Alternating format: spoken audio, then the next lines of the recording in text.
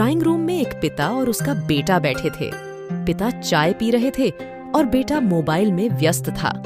अचानक drawing room में बैठे बाप बेटे दोनों को किचन से कोई कांच का बर्तन टूटने की आवाज आई। आवाज से बेटे को कोई फर्क नहीं पड़ा, किंतु बाप के कान खड़े हो गए।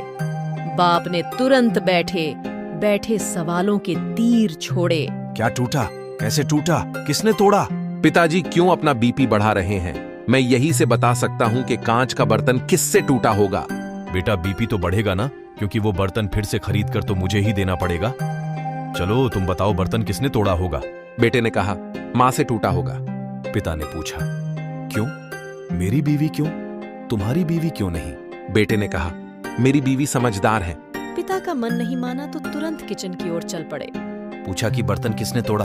उनकी पत्नी ने कहा, मुझसे टूटा है, क्या करोगे? उन्होंने कहा, कुछ नहीं करूंगा, मैं नया खरीद कर दूंगा, मगर चीजें संभाल कर इस्तेमाल कर। वो वापस ड्राइंग रूम में आए और बेटे से पूछा कि कैसे पता चला कि बर्तन तुम्हारी माँ ने तोड़ा? अगर बर्तन बहू से टूटता तो पीछे तुरंत डांट की आवाज सुनाई देती, मगर बर्तन उनसे टूटा इसलिए पीछे कोई भी आवाज नहीं आई। ससुर के जाते ही बहू ने सास के पैर पकड़ लिए और माँ जी, आप बहुत अच्छी हैं। हर बार आप मेरी गलतियां छुपा देती हैं।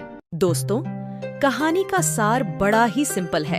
अक्सर हम लोग किसी भी सिचुएशन के बारे में अपनी अपनी धारणाएं पहले ही बना लेते हैं और सोचते हैं कि वही सच है, मगर ज्यादातर बार ऐसा नहीं होता।